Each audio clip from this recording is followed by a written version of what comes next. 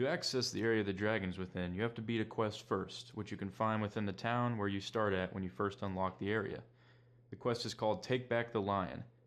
There are a lot of areas you have to claim from the Red Templars and set up encampments and ultimately take the fortress that they are within. Once you do this, you'll find on your map that there's an area you can put a banner down on a bridge, which you'll have to head back to the war table to finish the construction of the bridge using one of your agents.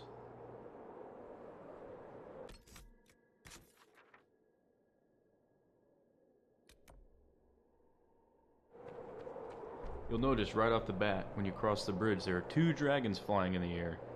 Don't get paranoid. You're going to be fighting them one at a time. We'll get to the other one later. And here we are, the entrance to what looks like kind of a coliseum, but not exactly.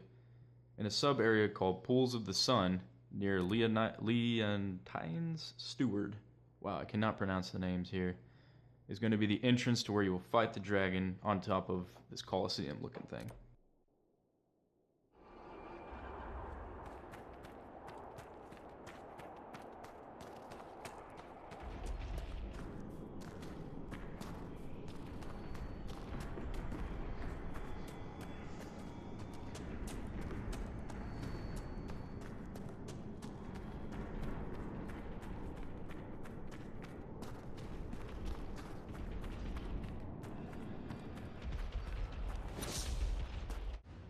Right off the bat, when you get up the stairs, you're going to see this massive baddie waiting for you.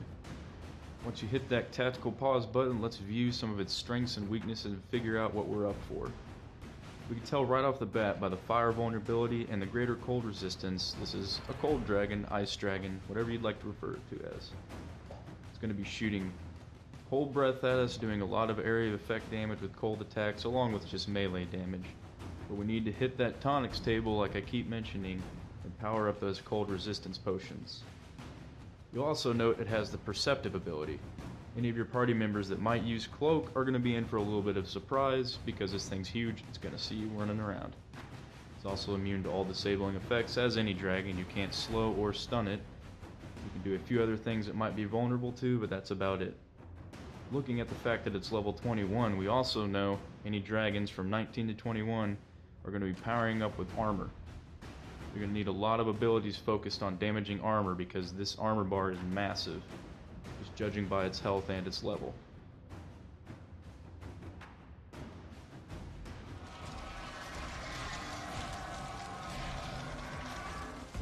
We already established that this is going to be a dragon that uses cold-based abilities.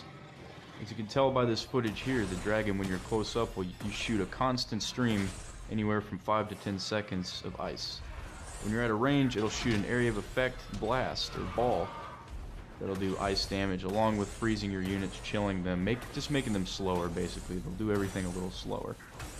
To avoid this, stay right under the dragon. You should always, when fighting high dragons, keep those units that can take the damage directly underneath it.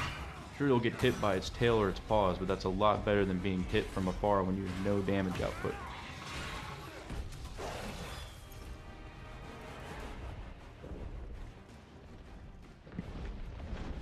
As this dragon starts to soak up more damage, it'll take off from the ground into a massive flight, knocking your characters back. The key when the dragon is flying around is to keep moving. You're not going to be able to hit it, maybe for a few seconds when it flies close, but you don't want to be risking getting hit by the giant ice ball that it can shoot when it flies over. Just keep moving around, your characters will follow you, and you can avoid this damage until it lands again on the ground.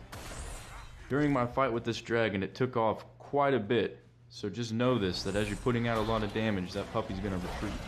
You need to be prepared to just run around, use the time to heal up.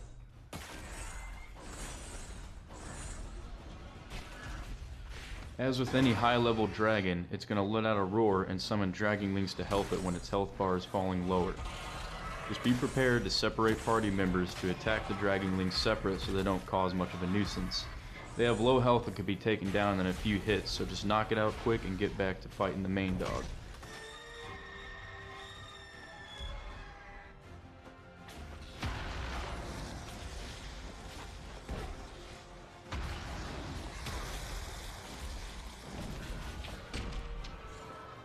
As we established before, here the dragon is throwing on guard, and wow, is it taking a lot of hits. Even with my Spirit Blade ability, which does 800% damage to units with guard on, it takes anywhere from up to 10 whacks to bring that puppy down. I cannot stress enough again to bring party members with the ability to damage armor efficiently. I cannot stress enough with these high level dragons that you need to hit the potions table along with the tonics table and power up those regeneration potions to their max, along with doing that area of effect heal at the very bottom. You also need to make sure your health potions are powered up all the way so you can get maximum health from them without having to sacrifice more potions when you don't need to. I also highly recommend bringing characters that can add armor at high rates and also throw down barriers at high rates. Again, my party has 2 mages with the ability to throw barriers down, and 2 melee characters with the ability to throw armor on whenever it's necessary. And there you have it, that great rush from bringing down a massive beast. And not only a dragon, but a level 21 dragon. That's no easy feat. And the loot is sure rewarding for doing that. A lot of high level items, high level crafting materials, so on and so forth. I hope this video helped you guys out.